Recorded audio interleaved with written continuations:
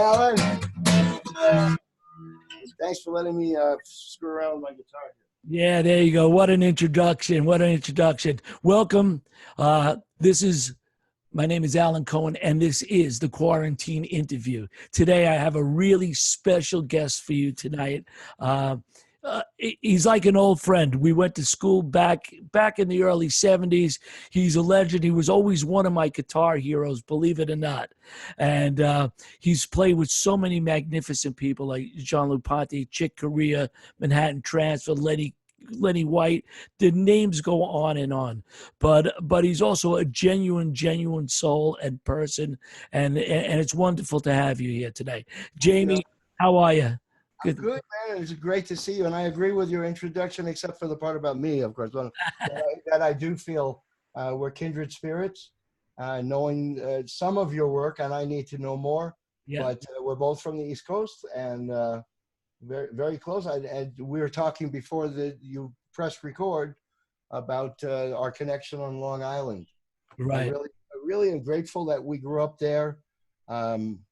Because instead of having to be a sports figure or a jock, at least in my high school, music was extremely admired, musicians. Right, sure.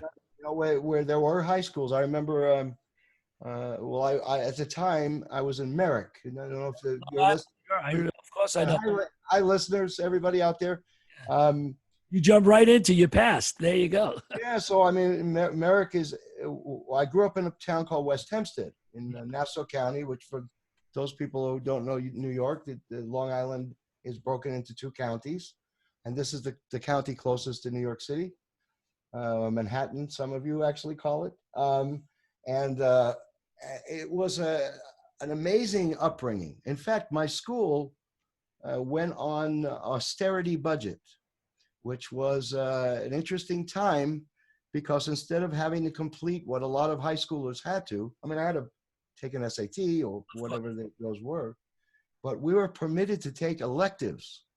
And therefore, in my 10th grade, my classes went something like this. In fact, maybe exactly like this. I had choir, then I had English, then I had the John Lennon class, studying his lyrics and his music.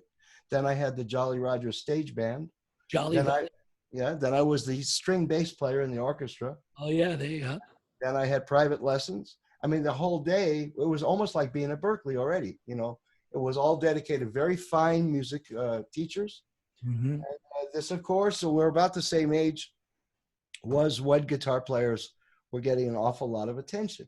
Yeah. You know? What better job to do after you saw the Beatles? Yeah.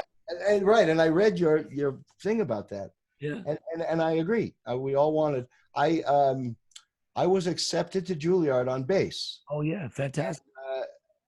I hated it. I mean, I don't know if you ever did one of these juries for. Well, at Berkeley you had orientation and all that. Yeah, but we had four older men. I was about 18, right, and 17. And I brought the string bass, and my forte is sight reading, so I read whatever they gave me. And they said, well, we accept you. However, you're going to have to change all your technique. And I said, well, what was wrong with my technique? They said, well, sir, you use your third finger. You're obviously someone who plays the electric bass. And we do not use electric guitars or electric bass at Juilliard. Oh my goodness.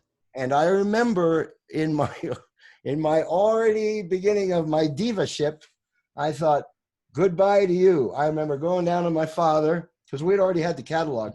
I said, I don't care what it costs. If we need a loan, please get me into Berkeley. Wow, there you go. On guitar. I mean, I had studied guitar at the same time as bass, but. So before we get to Berkeley, just quickly, you didn't really grow up in a musical family. I understand your father was a composer in his own right, a songwriter. My father was a lyricist, and what I guess those of us remember as called the Tin Pan Alley. Of course. There was a building in New York called the Brill Building, right? I'm sure it's still there. And it was a wonderful experience for those of your listeners who are songwriters or composers. And I'm sure with your great reputation, you probably have plenty of those listening. Yeah. we would go. My father was actually a salesman, a liquor salesman to make the mortgage, but he had songs with as a lyricist with Nat King Cole, with Sarah Vaughan, with Joe Williams, with Frank Gehry, with several others, and his biggest was Frank Sinatra. And we would go every Monday.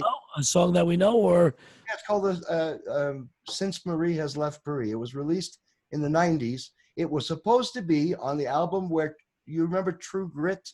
Yeah, of course, the movie. So, True Grit took 4 songs off the album. When the movie studio decided it had to be on there, my father's record got cut. Oh man! And this was having a dad like that and seeing him sorrowful. He was miserable for a couple of days, that's for sure. This was his whole life to get Sinatra to record as a lyricist. Yeah. We all knew Nelson Riddle. The business is like that, especially in this business. You get so close, you're there, and then of course instantly, for whatever reason it might be, it could get cut. So I'm really interested. All right, because I want to keep it moving a bit. So you get accepted to Berklee College of Music, and of course I went there. I believe you were there a year or two before I did. So. Berklee is of course, a world-renowned, one of the greatest schools. Give me a little bit of background about, what happened at Berklee with you. Hey, well, I think that the story that people like the best is how I got involved in the higher echelon of the school. The first thing was that, unlike a lot of our peers who had a lot of guitar pedals and effects, and were emulating top 40 radio. By the time I joined the music union in New York, 802, when I was 13 years old. Wow. And how I did that was by, in those days, when these songs still exist, but I walked into the president there. Yeah. And my father said, hey, he says, my son wants to be in the union, or whatever my father said, how he said it. And the president of the union was there. My father was connected, so we met the president. And he says, well, play something, kid. Expecting, I'm sure, that I played. But instead I went. I had all the Johnny Smith stuff down. Chord melodies down, huh? And I was playing, and he just, I remember that he was shocked. Not that I was so great, but he was just shocked that the kid did that. Yeah. But you know what? It's too bad it's not a 12-hour interview because this gets kind of involved. My mother was ill terminally ill. Oh, I'm sorry. And thank you. And for my bar mitzvah on my 13th birthday, I did a trade with my father. I wanted a Les Paul. So what the trade was that I was to learn 150 standards. 150 standards. Melody and the chords. So I would play a chord, like I just did, chords and melody together. And also be able to accompany him because he wanted to sing to my mother who had been in bed for 6 years. Yeah. I got chills, man. You're giving me the chills, man. Thank you. And we loved her so. And we spent 2 days, every night when he got home from work, we spent 6 hours. And then we spent a third day. We finished 150 songs, which I memorized in 6 months. And the next morning, I woke up, and on the couch was a Les Paul with a ribbon on it, a case, the black fretless Wonder case. And we were out of money. Blue Shield had cut us off. She was over $1 million. So I found out only later, my father and mother. Blue Shields? What? Who cut you off? Blue Shield. Blue Shield. I'd say Brooke Shields. I guess you were on the page. That's another story. So I found out only days later, and strangely, I know what it is now. But you off. But as a kid, I didn't get it. My father had pawned my mother's wedding rings and his wedding rings, and took the second car and dropped it in the Hudson River. Oh my goodness! Get the insurance money to buy me a guitar. Oh my goodness! I mean, this was like a really. But here's the deal, because you're a great more than I bargained for. Wait a second.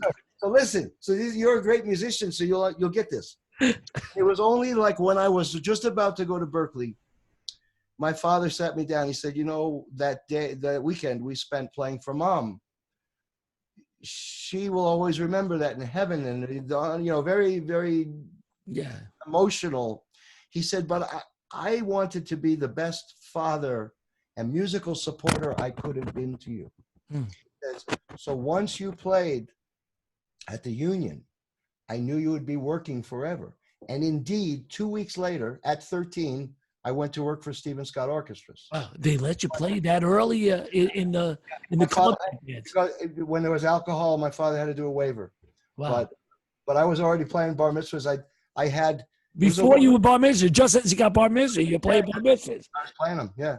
I was playing at Leonard's of Great Neck and over here and over there. The wall. I played the Waldorf when I was 14, and then the big break came. I became John Gotti's guitar player, right? You remember? Yeah. You know, the Mafia guy. Yeah, of course. Yeah, I know. Yeah. So Stephen Scott said, look, you know, because I did solo guitar. He says, we got a job for you, but you're going to have to be very well behaved, you know? And if he thinks you're Italian, go with it. Just go with it. I don't know. You know what? Alan, I don't know who. I didn't know who he was. So I get sent to Little Italy with my Fender Super Reverb and my guitar, my ES 335, and I just played Italian songs. I said, Mr. Gotti, what do you want to hear? He says, well, you play, you know, and my teacher said, make sure I do little femina. Of course, femina. So you didn't have a mandolin back then, huh? You didn't play mandolin. No, so I find out when they set us up. So I'm against the wall, right? It's the back wall of the restaurant, and there's John next to me, and then there's another fellow who I forget, he was in the family, and then we had guards, two men who would, I only know now as an adult, of course, they would take the bullet for John. Oh yeah, his body. But I don't know nothing, man. I just playing. How old were you? How could you know anything? I was 16. I don't know the Mafia is one of the reasons why the pizza's so good on Long Island. I don't know nothing. So let's move it along. Come on, give me the punchline and let's get back to Berkeley. That's the thing. So John finds out I want to go to Berkeley, even though I'm going to do the Juilliard thing. Yeah. But he goes to my father. He says, look, let me put him through college. I'll buy him a house in Boston. Buy him a house? Yeah, we'll put him in. We won't let the kid. He called me the kid too. Yeah, of course. We won't let the kids stay at the dorms. We'll do this. And my father was shaking because, first of all, you don't say no to John Gotti, but he knew that if my whatever talent or little talent I had, if I failed, I'd end up a heroin dealer, you know, or whatever they told me to do. One way or the other, musician or heroin dealer. Yeah, well, they're so close to each other anyway. Exactly the same. So my father, John Gotti, put you. Let me just get this straight. I got to put my head back on. He didn't do it because my father went to him. He said, "Look, John, this is a beautiful offer, and my son loves you," which I did. I went to John Gotti's house for Christmas. You know, he said, "But I'm his father. Allow me to be his father." And this is a man who hardly has any money, right? Yeah, lower middle class already, and John respected it. You know, I grew up as a Jewish kid in Long Island, but Jews and Italians, they're the same thing. We were all back in Brooklyn and Queens. We were all the same. We all. So that was it. It's funny because, you know, I saw things like what the first gig I did. I'm playing, and there's a Cadillac in front of the door. There's a front door. There's the windows, and I'm looking. I'm playing my thing, and there's a guy with his head. Well, on video, right? So his head's like as if he's relaxing on the window. Look here, Jamie. There it is. There's those eyes. He's giving me I'm relaxing, you know, on the window. And it's 5 minutes, 10 minutes. Okay, so the guy's asleep, right? But he wasn't asleep. You know, I walked out on my break. Someone took a silencer and took him out, right? And so suddenly from being a Long Island, you know, nobody, I was like, I don't know what I got myself into, but John protected me from everything. He never spoke about anything. Well, they're not supposed to anyway, right? they're not. I went on the tour. That's another story. Anyway, so John was a great inspiration. He protected me. And later on, when I was a studio musician in Los Angeles, working for Disney. Yeah. Wow. We had a studio on La Brea, off La Brea Street. And the gang, you know the big gangs there? Yeah, sure. This side and that side. Yeah, of course. All the gang wars they had there. They had the gang wars, but Yeah. they protected me the same way because Crips. Weren't that the Crips out there? the Crips are the ones who. So why does this happen? Because where John Gotti lives, right? Yeah. There's no crime. There would be no crime. They take these people, they throw them in the garbage. This is where their children are. This is where their wives are. These protect their stuff. And in the Crips place, where just happened to be the neighborhood that this Disney audio studio was, with the Crips. So one day I pull up to do Hunchback of Notre Dame trailers. Yeah. And I get to the studio and I have my Mustang hatchback and whatever guitars they asked. There were several, maybe there were 8, 9 guitars. Yeah. And a pedal board. And I didn't have cartage for this gig. And this guy comes to my window and he says, "Hey man, I need $100." And I said, "I don't have $100." He said, "No, I need $100." He's holding a crack pipe. And I said, "I don't have anything." And from, I don't know where, Alan and listeners, from a bush, from a cloud, 8 guys from the Crips show up. They pick this guy up in the air like he's a little baby. They take him past my car, and I didn't hear another sound. Oh, man. Then these guys with the Crips, Yeah. I'm deathly afraid of, or was, they walk over to my car. They said, "Sir, may we help you with your equipment?" And these guys who are shooting up Los Angeles in drive-bys or drive-thrus, not drive-thrus, drive-bys, they carry my stuff like it's a precious diamond. Oh. I have never carried my guitars as carefully as the gang did. They brought it in, they walk into Disney studio, they put it down like if you guys can see on the video, like this, like that, light. And I'm thinking, well, what the heck? But it's the same experience I had with Gotti. They protect their own, you know. Okay, that's great. I'm gonna move you a little. This is more than I could have ever bargained for. It's great, but we're not editing this. I want to know a little bit. I think a lot of people, of course, they want to know about you personally. But so you got to Berkeley, and of course, you were there with the great the chair of the music department. The guitar department was William Levitt. Of course, he inspired many of us. Wrote a lot of books. There was a guitar ensemble there. I remember that. And that's where I kind of first met you. And I walked in, and they were making us play all this stuff. And there was this guy, Jamie, that was burning through. And you were like Bill Levitt's right-hand student over there. It didn't start that way. So I got to It didn't Berkeley. start that way, but that's what I remember. All schools, I think, are the same. So they give you a little test to see where you're going to go in the school. You know, there's they don't call it level 2, level 3, but they know, right? Yeah. So I go in and they give me, and I don't want to use the guy's name because he's a nice guy, somebody who had graduated Berkeley. Yeah. A second-year teacher there. And so I get in there and he gives me something to read. And it was like fly paper. Yeah. I just read it. Then he told me to do something else. Then we traded solos. Yeah. This guy was worse than my 13-year-old student. Oh, I was disgusted. I said, and this is not an ego thing. It's just, how am I going to learn from some guy who plays like my students? And how am I going to do this? So I'm scared. College is a big deal. Yeah. And I ask, can someone direct me to where the chairman of the school is? Hmm. And so I knock on the door, 5K, right? There's room 5K. Everybody's what I'm talking about. Alan knows this stuff. I forget you guys are all listening. So right. I knock on the door, and of course, Bill Levitt with a cigarette in his mouth, and he's sitting at the desk. He said, "May I help you?" I said, "Yeah, my name is Jamie." I'm shaking. He says, "I need to talk to you if it's possible."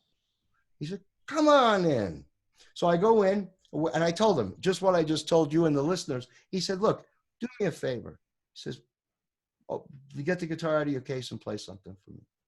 I did. Then he put something from his book, Level 2. Yeah, yeah. I remember all his books, of course. Sight read it. He says, I'll tell you what. He said, how would you like to be my student? And that's what happened. Wow. And I studied with him for all 4 years. All 4 years. Along with John Damian, John Damian, oh yeah, he was teaching all these things in sevenths, and he would breathe. He always made noises every time he played these weird scales and all that stuff. I had private lessons with him too. Yeah, he's amazing. I have a book out called "Hear the Silence." Hear the Silence. Okay, and it's still out right now. Oh yes, yes. Okay. So the book is. This would have to be a very long interview, but anyway. Keep it short. I want to get a lot of this in, but so I had PTSD. I was in the Northridge earthquake, a mile from the epicenter. I had friends who were squashed by the building, killed. I had been with Manhattan Transfer on a plane that entire night. I got home from Los Angeles airport, got home 3 hours later. I was finished. The firemen had to take me out of my building by breaking through the door into the street in my bikini underwear with my dog. It was unbelievable. I didn't know I had PTSD. I'm sure the bikini underwear was unbelievable. That was Speedos are better. All right, so we're jumping from the guitar ensemble, Bill Levitt's guy, to Manhattan Transfer and an earthquake. Okay, well, the reason why is because I'm going to run back to John Damian. I got to tie it together for my audience. Okay, so John Damian. My first letter. So Bill Levitt says to me, "You've been with me the entire time you're at Berklee." Yeah.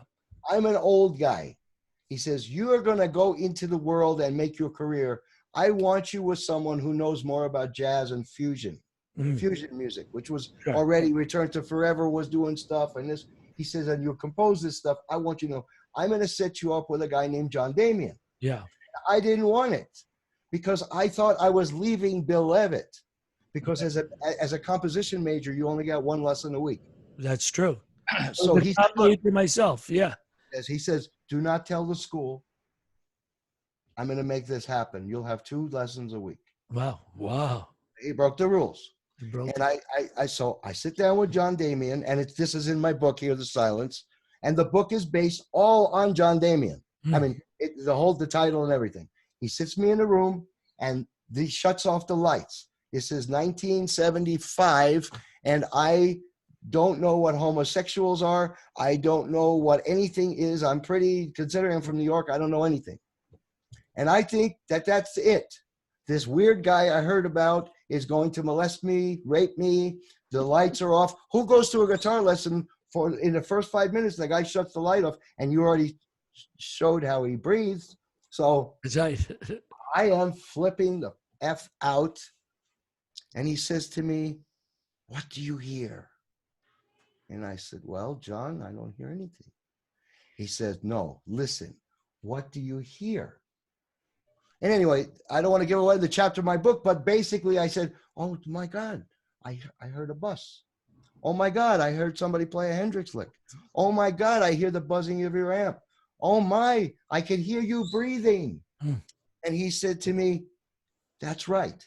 And all of those sounds were there before, but you didn't recognize them. In our lessons, I'm going to teach you how to hear the silence." Wow, that's incredible. That's a deep story. Really. So when I had PTSD and I decided to not show up for work anymore, to not eat anymore, to give away all of my 18 guitars, to leave the world, pretty much, I named the book Hear the Silence because I was living in silence. No money, I went from having studio musician money to being homeless and living in the park with ants on me.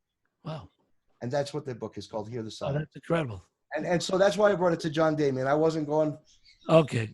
All right. So let me zoom ahead, because maybe you don't even want to talk about Berklee, but a lot of the people that we grew up there with was Mike Stern. Al Di Meola was before you or around that time. And just touch on everything. You don't have to give me the full enchilada. You know what I mean? So I'm in a practice room. Yeah. And next to my practice room, I hear this. Yeah, all the music. Right. Right? And I said, On an ovation. On an ovation. but I'm me. I said, who the hell is playing banjo? Right? And I keep hearing him. And I said, so anyway, I look and he's got the paper over the window. Well, a lot of us did that. Yeah, of course. So I waited. I waited out in the hallway and made believe I was practicing. So 7 hours later, he comes out. He was out, because we all had class. So he went out. And that's where I met him. It's funny because years later, he opened for Ponty. But Al was there. Mike Stern was a great inspiration to me. We were in all our classes together. And he had a little, you might know, he had a drug problem. Yeah, I know. And so what happened was, if he was in need of heroin or what he was doing at the time, he would give me his parts. So Mike would turn to me and say, why don't you take guitar part 1? I need to fix in the bathroom. So he'd go. I didn't realize it was during school. I thought it was. Oh, yeah, no, he was already in trouble. There was a pill with a D, and I don't remember. That was the main thing that it was an opiate of some kind. And I love Mike. Yeah. All right.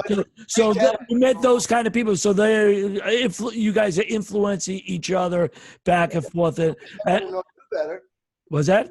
Wish I would have known you better now that I'm getting to know you. Yeah, there you go. Well, we were in different places at different times, and all things come together.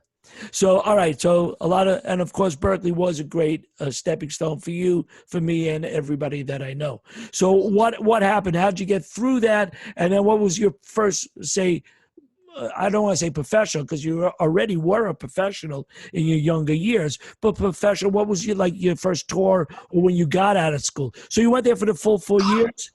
Yes. I have a degree in composition. Right, in composition. With John Bavicki, I'm sure.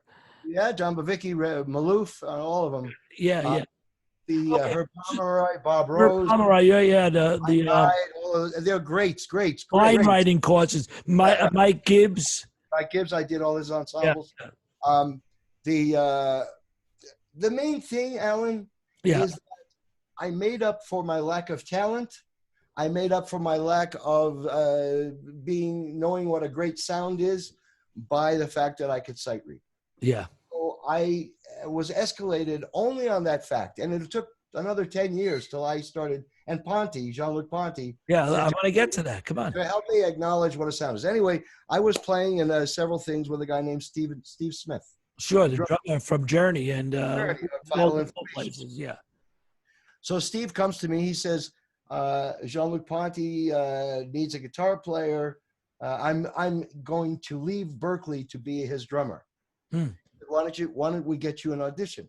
So I called my father on Long Island, and I told my father I was going to quit Berkeley and join some band, fusion band. And my father told me, I don't know the exact words anymore, but the basic thing was, you will not. He says, I do remember exactly what he said. If they want you now, they'll want you later. Words of wisdom.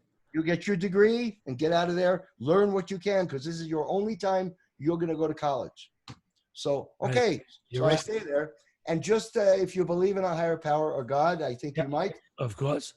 I get out of school. It's the summertime. And I get a call from Jean-Luc Ponty. This is now after you graduated. Yeah, 2 months after. So you kind of turned it down and you said, hey, and you graduated. I didn't really have it. I mean, it was Steve's idea. I had not been called for it. No, I didn't. And the story is simple. He was using a guy named Alan Holsworth. Sure. And Alan did not want to tour. He had a girlfriend in the UK who he missed terribly. And one day he told Ponty, right before the gig at the Nassau Coliseum, which holds about 11,000 people, I think, or 10,000, I don't know the exact number. He says, I'm not going to do the gig. And I think that the way, either he did not make the gig or he actually played the gig. But he split. He got on a plane, leaving his boogie amp behind and some other stuff. And I get a phone call from Ponty himself. He says, I'd like to audition you. We're going to be in New York for 3 days. And I go in and I sight read his album. And that was it. Done. It's not exactly it. He didn't tell the band. He didn't tell the band. Oh, surprise. So I've never been on tour before with he was already on top, number 38 on the top 40 even. He says, your first gig is at the Taft Theater in Ohio. Never been to Ohio. So I get the plane, I get the tickets, the road manager calls me. Never knew any of this world. I mean, might as well be going to Uranus, or Pluto. And I do what I was told. I got the gear, I go to the thing, go on the plane. I show up at the hotel, and then I walk in, and there, of course, is Ralph Armstrong, the bass player, Yeah. and Alan Zavad, the keyboard player, and Steve Smith, the drummer. And they say to me, "What are you doing here?" And I said, "What do you mean?" Because I didn't know. So what, we just saw you at the audition. You played great, or they played good, or whatever. We enjoyed you. However, they said some positive stuff. I said, "Well, I'm in the band." He said, "Well, the band." So Alan Zavad says, "What band are you in?" Thinking I was like in the opening act, right? Yeah. I said, "No, I'm in the band, in your band." Yeah, your band. And the three of them looked like it was like a ghost. Nobody told them. It's great. I guess they had rehearsed without even having a guitar player. Well, they had Daryl Sturmer. That's not right. Oh, yeah. Oh, right. He was back. Daryl was going to cover the parts. So that was it. That's how you got in. So how long did you do that for? I mean, I know that went on quite a while for you. Well, kind of. We did the tour. Yeah. We did a record. Then we did another tour, and Ponty decided that Steve Smith, Daryl Sturmer, yeah, and Alan and myself made his band too much like a rock band. Oh, wow. That he was losing the integrity of the music because we're dancing around the stage. We're all dressed up. I was almost glam. I had makeup on and boots over my pants and no shirt with a scarf on. I mean, it was those days. Your older videos, yeah. Yeah. So he said, "Look, I'm going to have to let you all go, let you go." So as fast as it came, it kind of went. On. So Steve Smith goes with Journey. Yeah. Alan Zavad goes to do film in Australia. Daryl Sturmer goes with Genesis and Phil Collins. And I went with Lenny White. Oh, you went with Lenny. That's how you got the Lenny White's band.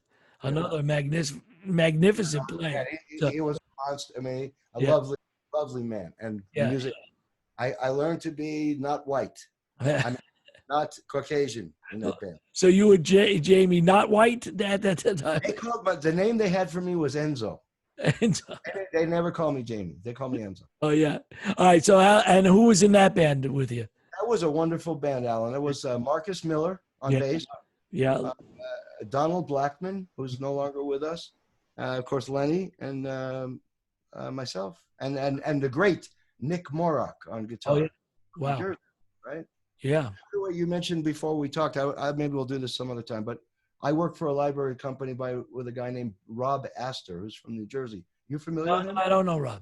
Okay, that's my library company. All right. Yeah, that's your company? Or his company, what I write for. Okay, so you work with Lenny, and so that's an incredible name. And then Chick Corea, I just need to hear one story about Chick. Okay. Chick is a great, great friend, and I don't know. I was playing with a keyboard player named John Novello. Do you know that name? I know the name. I never met him. Yeah. He had a band called Niacin recently with the bass player Billy, whatever his name is. I can't. God, is horrible. And the great drummers, top drummer. I don't know why I'm not in that space right now, but okay. You would know all the players. I just have to Google it. I don't want to get off Zoom to do that. No. But John was a Scientologist and told Chick about me, and Chick knew me, of course, from Ponty.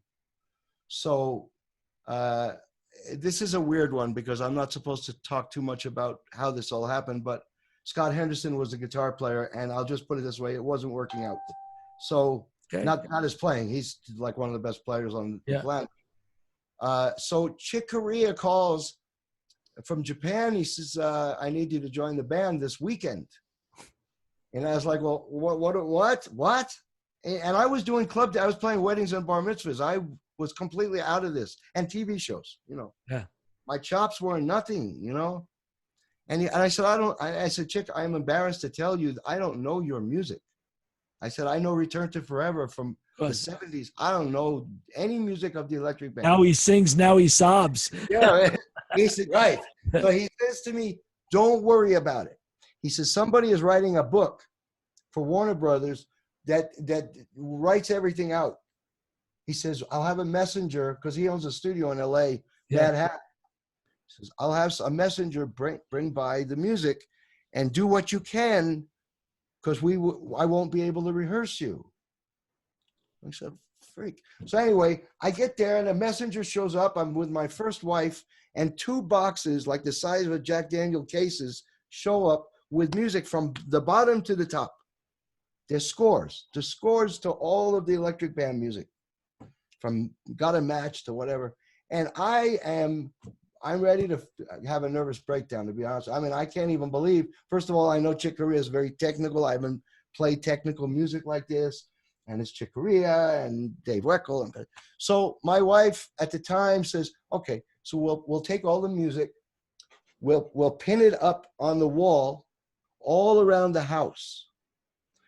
And you plug in your wireless guitar, and we'll play the track in the living room, and you walk around the house sight reading the music until you get familiar with it. So here we got a 1,600 square foot house, and there's music thumbtacked to the. We had to actually have the place painted. Wallpaper off of wallpaper. And I'm looking, where's the guitar part, and like this. And sure enough, if you look at the one video that I think that there's on YouTube, where I'm playing Rumble, if you look, you'll see that I'm looking at the stage. I never do that. The music was down there, and I needed to remind myself. I memorized most of the show, but how you did memorize? I had a long way to go. I mean, I did the Electric Band for a year and a half. A year and a half. Yeah. I never played in America with them. We played all over Jakarta, Japan, Mexico. I heard that. How come you guys never came to America?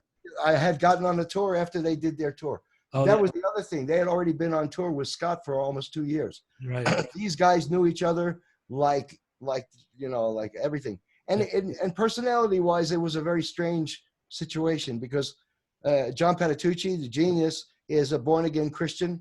So most of the time on the tour bus or the vans, he's reading the New Testament. Dave Weckl is singing Thelonious Monk solos, right? Chick Corea is reading Scientology and doing his stuff with L. Ron Hubbard, and I'm in the back listening to Metallica.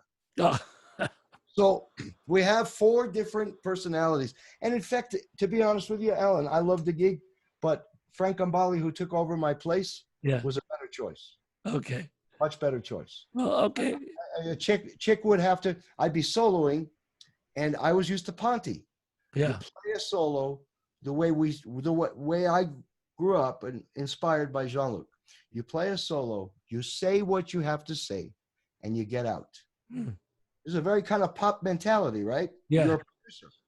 Make a hook, make it happen, bring the audience on a journey, and finish. Chick Corea is complete jazz. Yeah. I don't consider myself a jazz musician, by the way. Right. And I would play, and I'd be finished. And Chick would yell from his seat, "Keep going, Glaser, keep going." So what happened was I'd end up with 8-minute solos, and when it first started, I was very uncomfortable, but he knew what he was doing. He was helping me build my technique. Yeah. Huh. Plus it would look foolish if he jammed for 5 minutes and I played 16 bars, did you ever play with Miles by any chance? Miles opened for us. Miles opened for Chick. Yeah. Yeah. Right before he died. It's funny because I had met Miles when I was 13. My father was 10. There's a liquor store in Manhattan, in the Garment District. Yeah. Okay. I don't know what street is that. 48th Street, 49th. Yeah, 6th Avenue. So Miles would come in every day and buy a case of Jack Daniels, of Scotch. This. I mean, he come in himself, right? And my father knew just who he was. My father also wasn't a jazz person. Kind of a pop. He's like Sammy Kahn, Yeah. But he told me, he said, this is one of the most famous trumpet players in the world. His name is Miles Davis. And indeed, so I was 13. I got to meet him, and Wow. years later, when he was opening, He's opening for you guys. That's crazy. We did some festivals together. And who was in his band at that time? Who was playing electric stuff? Was it? It was Stern. Dummy McLaughlin was behind open for you. No, it was Mike Stern. Mike Stern. Well, that's just as ridiculous. Yeah, it was Mike. And it's funny because Tio Macero is his producer. So Tio Macero was producing my band. I had a band, a fusion band of my own. He was trying to get me a record deal. So Tio called me. He said, I want to get you to play with Miles. So I said, that would be a cool gig. You know, I didn't really care, to be honest with you. I was happy playing bar mitzvahs. And he said, and anyway, Mike got the gig. And of course I knew Mike, so I was happy for Mike, and I just went back with Ponty. But it's a weird thing, Alan, because, you know, you get stereotyped. So in Los Angeles, my goal was to be a studio musician. Right. I wanted to be, as you were talking to me before the interview, be able to be behind the scenes if I wanted, right? Yeah. And I wanted to do movies. I wanted to do my expertise, which is sight reading. Yeah. And jingles and like that. I wasn't even interested in doing records so much, you know, just doing this stuff. The jingles, Lee Ritenour and that type of stuff. Well, when I went to LA, the big guys were Dean Parks and Lee Ritenour and Jay Graydon and Lukather and Michael Thompson and Mike Landau. Yeah, all who have become friends of mine. Right. But I think they became friends of mine because I kept out of their way. I mean, there's nobody who's going to get sounds like Michael Thompson. Mm-hmm. He spent when he goes to a gig, right? We used to call him Lights. We used to both work for this Hispanic producer. And he'd say, look, for this gig, I have to hire Michael. And I'd say, why? I'm right here. He says, because Michael has more lights. And Michael would have a rack. He had a rack. I shouldn't give this away. But he also had a fake rack. A fake rack of just lights. Lights. Because that's how we sold ourselves as studio musicians in LA. So I follow. The difference was, though, Michael has every effect. Not the effect. But how you want him to play the solo in Asia, you know, Steely Dan, you want him to play Doobie Brothers, he can do anything. And I have to admit, I can't. I don't know how. I know how to read. So it was a great pairing. So Michael Thompson and I did several movies together. I tell you, have you ever used an EBow on your guitar? Yeah, it's a little crazy. We had to use that on the show. Oz, what's the show on Broadway? Not The Wizard of Oz. Oz, yeah. It was.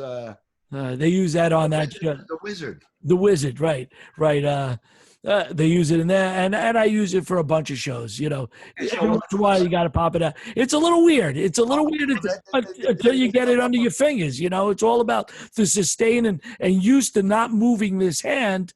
You know, except for getting the right you know, the vibe of the electric to make it, you know, really sustain correctly, you know, and then sliding this hand up and down. Well, that's the thing. So this was my big learning moment. Yeah. Michael Thompson is there. I'm there. We have our guitar part 1 and 2, whatever they called it. And I see there's an EBow part. I don't own an EBow. So I said to Michael, knowing that Michael has every sound, again, with the greatest admiration, not just the pedals. He can play in any style. That's his specialty. And he's just so smart, you know. He says, look, you're a better reader than I am. You take this part. Oh, well, hold on. I'll back up just for 1 second. He gave me his EBow. I had never touched a freaking EBow. The recording is going on. It's a small orchestra. And the EBow, sounds like...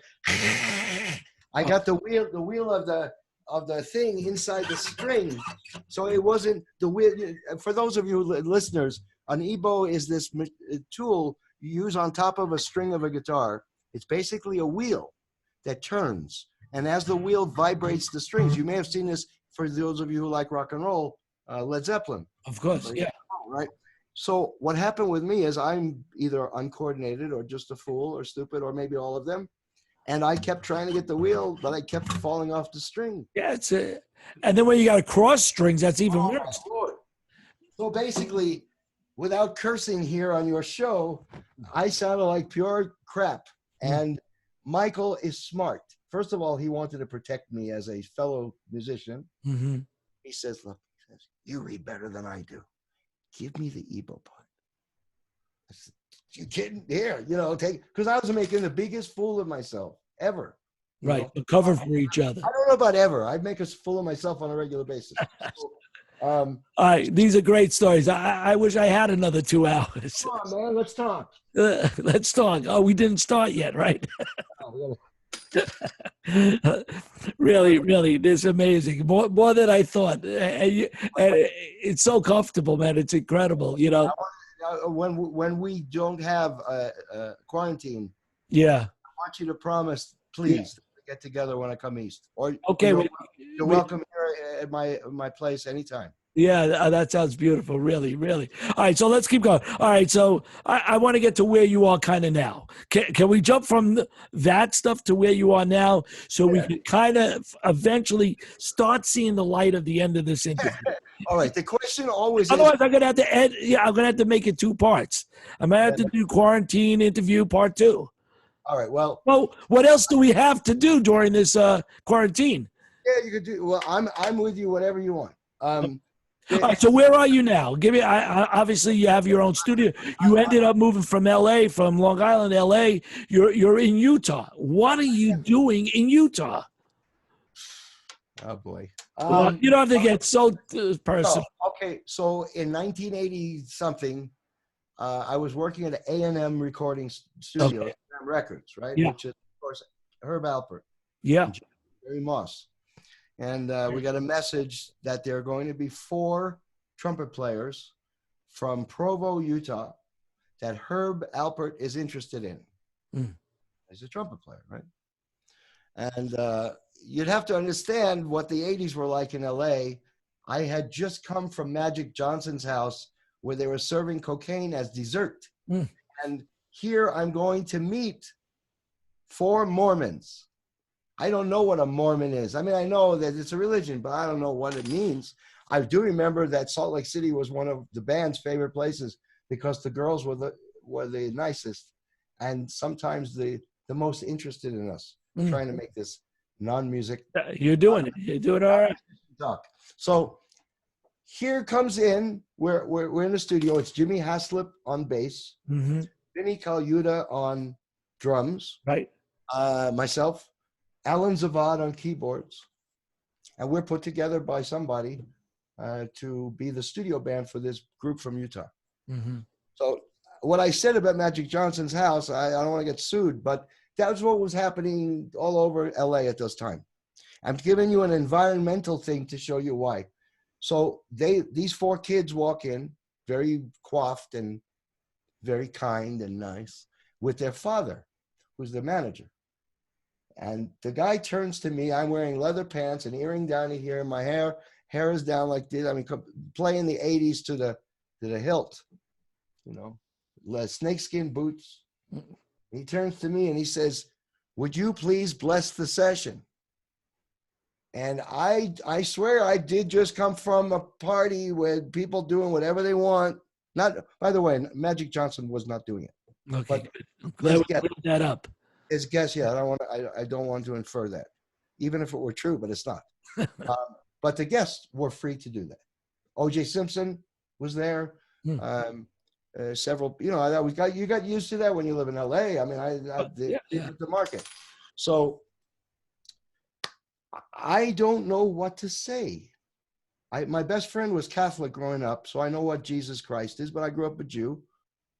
And he said, well, just follow me. And he says the prayer, or blessing over the prayer. Thank you for the music and blah, blah, blah. We say this in the name of Jesus Christ. Okay. Just follow the leader. Well, that day was the beginning of a friendship that has never ended. And they owned a studio called Baby O in LA, which had the Rolling Stones, all kinds of stuff. And they owned a studio here in Utah. Yeah. The difference is in Utah, it's a right to work state. So there's no union. Oh, yeah. All cash. All uh, just easy. So they started to fly me up here every 6 months. I could be doing all this work at home. I get on a plane. They drop me off at the Salt Lake Airport. I go right to the studio, record for 2 days, walk home with $8,000 cash. And I was like, this is a miracle. You know, what the heck? It's cash. No reporting it. They didn't report it. I didn't report it.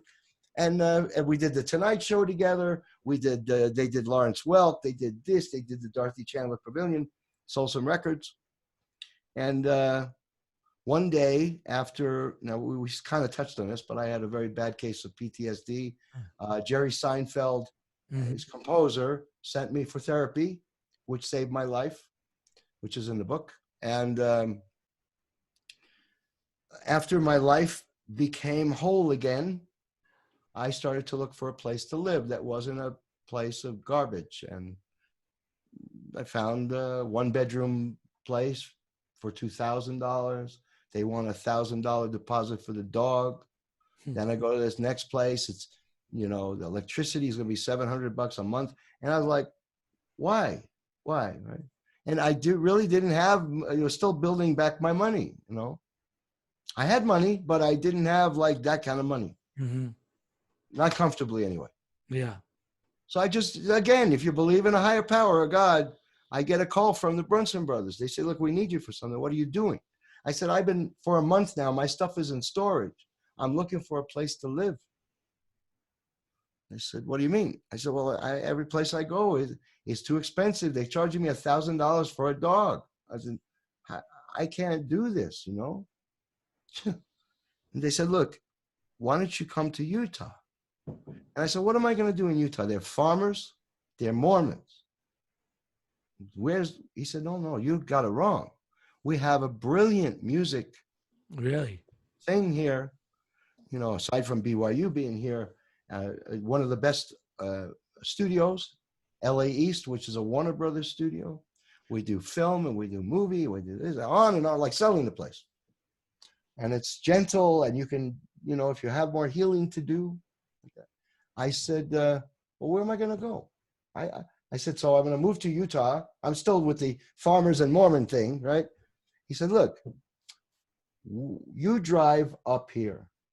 We'll give you $5,000 that you don't have to give back. You don't have to work for, just to start you. We'll get you a place. How about a 13-acre ranch with horses, 4 bedrooms, central air conditioning?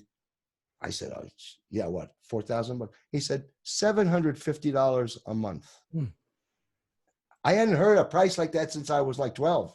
Okay. But with horses, what are you going to do with the horses now? Well, I love animals. I have 12 pets right now, so that's a whole other subject. So I like, what?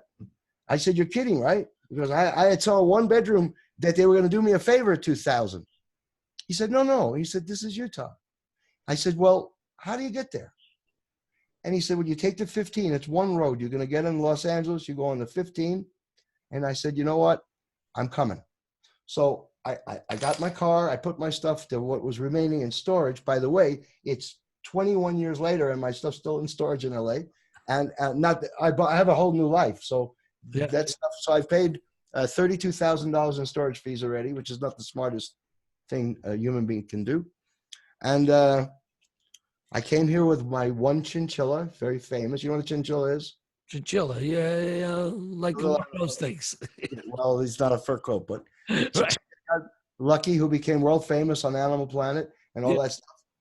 The chinchilla, he was the first chinchilla ever on YouTube, and my dog at the time, and my tuxedo in case I had to do a casual, 2 guitars and an amp and some clothes in a suitcase, and that was it. And I've not. How long has that been? How long are you there now? I've been here since 2001. 2000. Wow, that's crazy. And so in 2017, I bought a house here. And so you have are your workers? Is there work is coming back to you? And you know. I haven't been in a professional, a big studio for over 2 years. Mm-hmm. I have a $600 Hewlett-Packard computer, and that's what you hear on Super Bowl.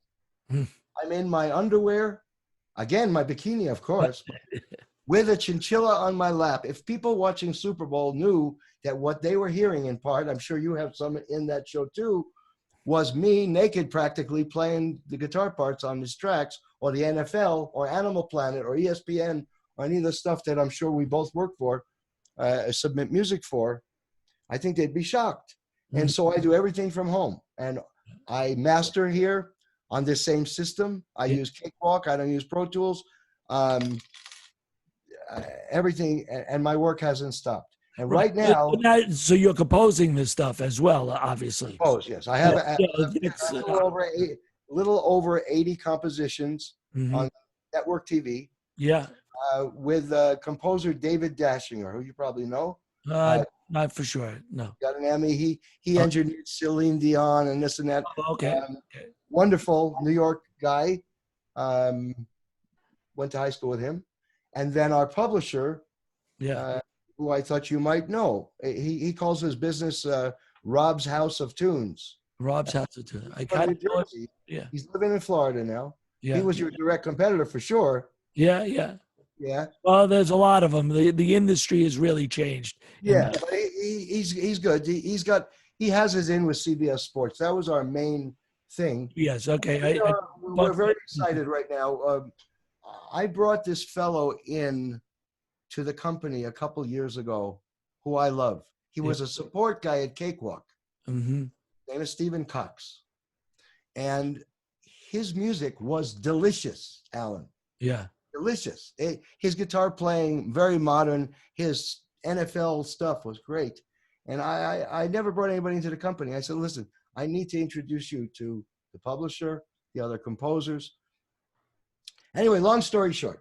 Okay, so let's shorten up because I'm getting to the end. So Stephen became successful, as I figured he would, and now he is the head of bringing the music to the new Discovery Corporation. And so we're signing a deal right now, and they just bought 140 broadcasts.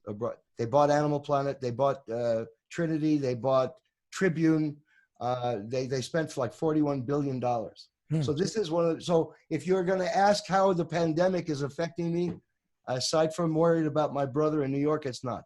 Right. And I think by the time we're done with this interview, the pandemic, I'm praying, is over. So we could both get out of our rooms. Jamie, you're killing me. I got to start wrapping it up, Jamie. It's really been an amazing experience. A life of incredible music, incredible playing, incredible stories, and you work with so many incredible people. And of course, your playing is of the highest level, and so is your personality that shines through it all. Of how much you love people and making everything work. I wanted to just share with that as you close. Yeah. You and I are both lucky. We've been lucky in our industry. A lot of times I've done interviews about what strings do you use even, all that kind of stuff. But I want to tell you and your listeners. Yes. We have one time through this life. And I truly believe although it sounds like a hippie maybe, that being grateful and being kind to others is everything. And, in business, being kind can also mean networking and all the rest of that stuff. But I think that the basic stuff, and what I've learned by losing everything when I had PTSD, that all that stuff is BS. When I can create a friendship with Alan Cohen, that I know that will exist until I'm not on this earth in this form, that makes my day. And I'm very, very super grateful to your listeners for being here. And I'm going to share the crap out of this on social media. I have a social media business. I think you know about that. And I just want to be your friend. That's what I take away from you, being bored by my John Gotti story. Great.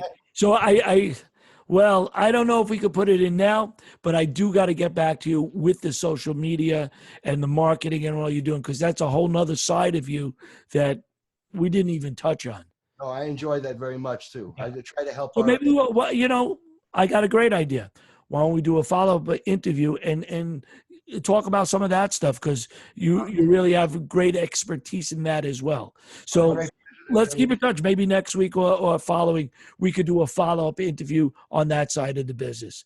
And I'm sure our listeners, especially during this period of the quarantine and all that, need to know tips like that, how to get this help and the social media and, of course, the network. Hopefully to help people also. I just received a sheet from the film music people. I'm sure you did too. Yeah. That has a list of all the resources for entertainers and musicians. Yeah. I'd love to share that on your show so we can help some people. Okay. So let's touch base and do that again. If you have time. Jamie Glaser, it's been sensational and more than I really bargained for. No, it really is. I mean, it's serious. You know, you were always somebody that I knew for back then, and really we weren't camaraderie at the time or whatever the word is. But through Berkeley too. Berkeley was so incredible for all of us that went there that it really did build a foundation as strong as yours and mine. That so many years later, we're still brothers from that we went to Berkeley together. Continue. So I want to thank you for the stuff behind me. I'm doing a video series for a guitar company. Yeah, that's where you see the mess behind me, and I didn't even think of it. You have such a lovely background. You like mine? Yeah. That's I go, Alloy is from a whole nother space, man. I'm from another planet. So, Jamie, thank you so much, and it's a pleasure. Signing out. Peace.